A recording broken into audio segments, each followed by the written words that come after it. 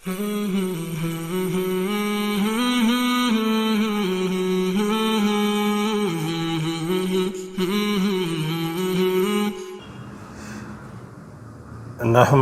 نصلی علی رسولہ الکریم اما بعد فاعوذ باللہ من الشیطان الرجیم بسم اللہ الرحمن الرحیم محترم ناظرین السلام علیکم ورحمۃ اللہ وبرکاتہ۔ ہمارے آقا صلی اللہ علیہ وآلہ وسلم کا فرمان ہے کہ سلام کو عام کرو اور لوگوں کو کھانا کھلاؤ، یہ بہترین عمل ہے۔ یعنی سلام سب کو کرو، چاہے کوئی جاننے والا ہو یا نہ جاننے والا ہو، سب کو سلام کرو اور لوگوں کو کھانا کھلاؤ کہ یہ بہترین عمل ہے۔ اور ارشاد باری تعالی ہے سورہ دہر میں، اللہ تعالیٰ کا فرمان ہے سورہ دہر میں وَيُطْعِمُونَ الطَّعَامَ عَلَىٰ حُبِّهِ مِسْكِينًا وَيَتِيمًا وَأَسِيرًا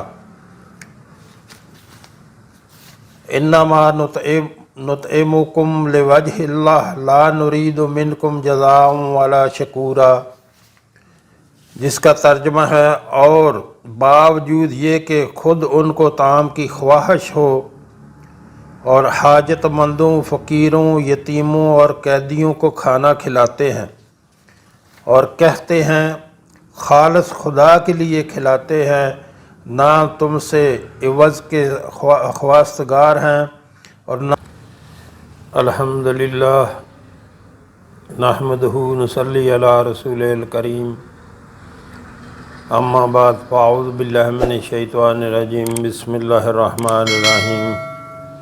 محترم ناظرین السلام علیکم ورحمۃ اللہ وبرکاتہ۔ بچوں کی بہترین تعلیم و تربیت کے لیے بیوی کی مصیبت میں اظہار وفاداری۔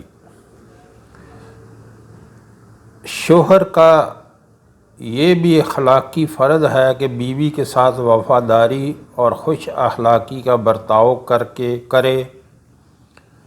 اگر حوادث زمانہ کی وجہ سے عورت پر کوئی ناگہانی مصیبت آ جائے تو محبت اور لطف و کرم میں کمی نہ کرے، بلکہ پہلے سے بڑھ کر اخلاق و مروت سے پیش آئے۔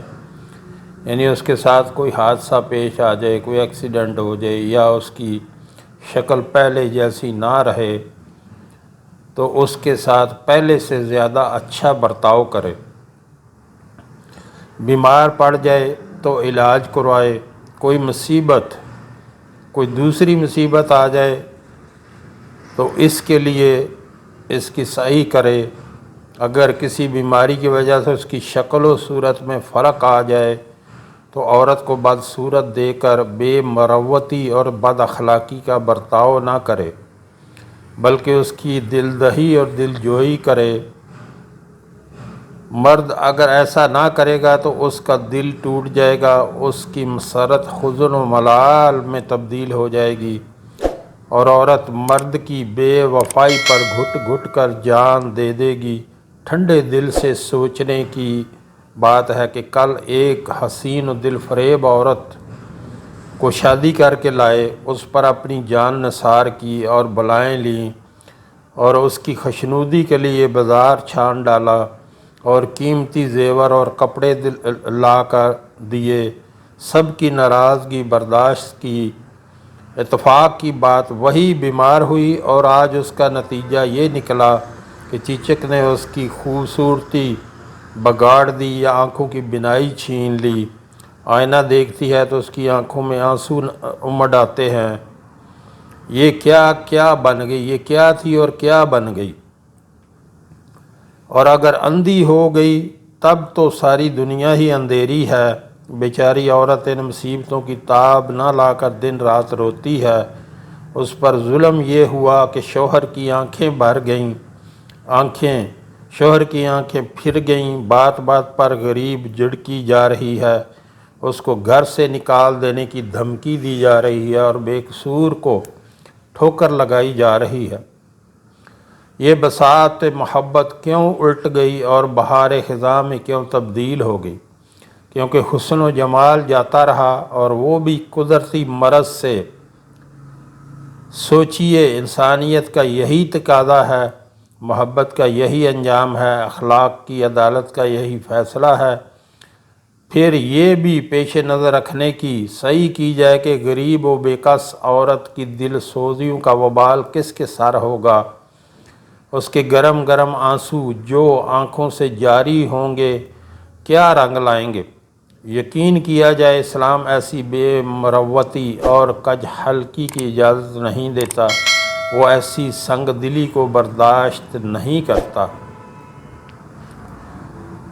حضور اقدس صلی اللہ علیہ وآلہ وسلم نے ایک مرتبہ ارشاد فرمایا کہ میں تمہیں بہترین صدقہ بتاتا ہوں، تیری وہ لڑکی اس کا محل ہے جو لوٹ کے تیرے ہی پاس آ گئی اور اس کے لیے تیرے سوا کوئی کمانے والا نہ ہو، کہ ایسی لڑکی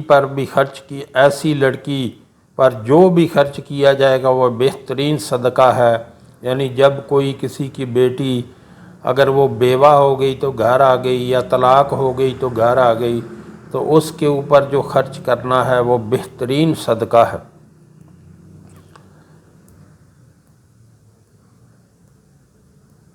لوٹ کر آ جانے سے مراد یہ ہے کہ لڑکی کا نکاح کر دیا تھا، اس کے خاوند کا انتقال ہو گیا، یا خاوند نے طلاق دے دی، یا کوئی اور عارضہ ایسا پیش آ گیا جس کی وجہ سے وہ لڑکی پھر باپ کے ذمے ہو گئی، تو اس کی خبر گیری، اس پر خرچ کرنا افضل ترین صدقہ ہے۔ اور اس کا افضل ہونا صاف ظاہر ہے کہ اس میں ایک صدقہ ہے، دوسرے مصیبت زدہ کی امداد ہے، تیسرے صلح رحمی ہے، چوتھے اولاد کی خبر گیری ہے، پانچویں غم زدہ کی دلداری ہے کہ اولاد کا ابتدا میں والدین کے ذمے ہونا رنج کی بجائے خوشی کا سبب ہوتا ہے، لیکن اس کا اپنا گھر ہو جانے کے بعد، اپنا ٹھکانہ بن جانے کے بعد پھر والدین کے ذمے ہو جانا زیادہ رنج کا سبب ہوا کرتا ہے۔ نبی کریم صلی اللہ علیہ وآلہ وسلم کا ارشاد ہے کہ جو شخص کسی مصیبت زدہ کی فریاد رسی کرے اس کے لیے 73 درجے مغفرت کے لکھے جاتے ہیں، جن میں سے ایک میں اس کے تمام امور کی اصلاح اور درستی ہے، اور 72 درجے اس کے قیامت میں ترقیات کا سبب ہوں گے۔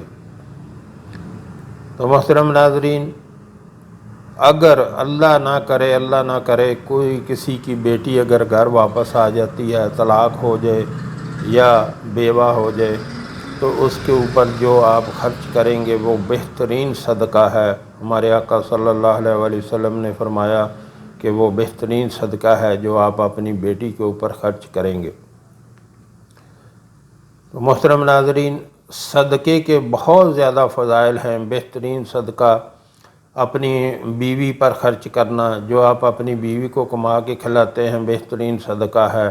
اپنی اولاد کو کما کے کھلاتے ہیں وہ بھی بہترین صدقہ ہے۔ ان کی اچھی تعلیم و تربیت کرنا یہ بہترین صدقہ ہے۔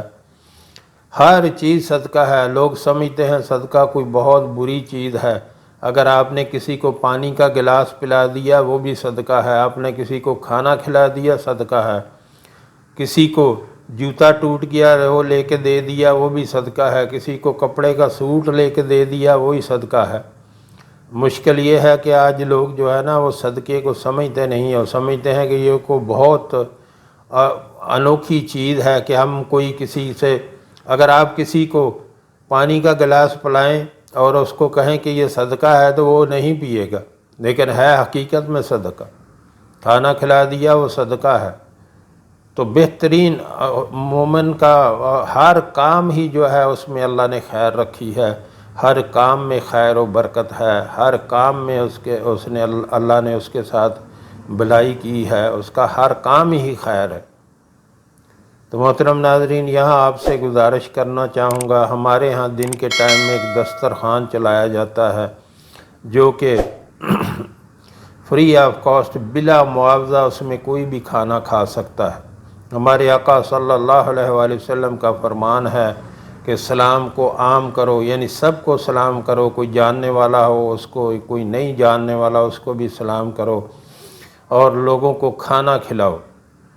اور لوگوں کو کھانا کھلانا اللہ کا بہت محبوب، یہ اللہ تعالیٰ کو بہت محبوب عمل ہے کسی کو کھانا کھلانا۔ تو ہمارے جو بہن بھائی ملک میں یا ملک سے باہر رہتے ہیں، مثلاً امریکہ، کینیڈا، یورپی ممالک اور خلیجی ریاستوں میں اللہ نے اپنے فضل سے ان کو بہت نوازا ہوا ہے، میں ان سے گزارش کروں گا کہ آپ بھی اس میں اپنا حصہ ضرور ڈالا کریں، اپنا حصہ جو ہے ضرور ڈالا کریں۔ اپنے مہینے کی ترتیب بنا لیں، اپنی سیلری میں سے یا اپنے کاروبار میں سے 5% اور 10% یا جتنا اس سے زیادہ اللہ آپ کو توفیق دے وہ اللہ کے راستے پہ خرچ کیا کریں۔ محترم ناظرین، جو آپ نے اپنے ہاتھ سے خرچ کر لیا وہ باقی رہ گیا، وہ آخرت کا ذخیرہ بن گیا۔ جو دنیا داری میں خرچ کر دیا وہ ضائع ہو گیا۔ تو اللہ کے راستے میں بہت زیادہ بڑھ چڑھ کر حصہ لیا کریں اور اللہ کے راستے میں خرچ کیا کریں۔ یقین کریں یہ جو مال جوڑ کے جمع کر کے رکھنا ہے یہ وبال بن جاتا ہے۔ جو آپ پراپرٹی وغیرہ بنا کے دنیا میں جائیداد بنا کے جاتے ہیں، پھر بعد میں اولاد اس کے لیے لڑتی ہے، جھگڑتی ہے اور وہی مال جو ہے وہ وبال بن جاتا ہے۔ اس لیے اپنے ہاتھوں سے اپنے لیے آخرت کا ذخیرہ بنائیں اور اللہ کے راستے میں خرچ کیا کریں۔ ویڈیو کے شروع میں میرا نمبر چل رہا ہے، اس نمبر پہ رابطہ کر سکتے ہیں، اور ڈسکرپشن میں میرا واٹس ایپ نمبر بھی موجود ہے، اس نمبر پہ آپ رابطہ کر کے میرا واٹس ایپ نمبر موجود ہے، اس نمبر پہ رابطہ کر کے آپ طریقہ کار پوچھ سکتے ہیں کہ کیسے آپ اس میں حصہ دار بن سکتے ہیں۔ اللہ ہم سب کو اپنے رستے پہ خرچ کرنے کی توفیق عطا فرمائے اور نیک عمل کی توفیق عطا فرمائے، اور جو ہم نے پڑھا، جو ہم نے سنا، اللہ ہمیں اس پر عمل کی توفیق عطا فرمائے۔ وآخر دعوانا الحمدللہ رب العالمین۔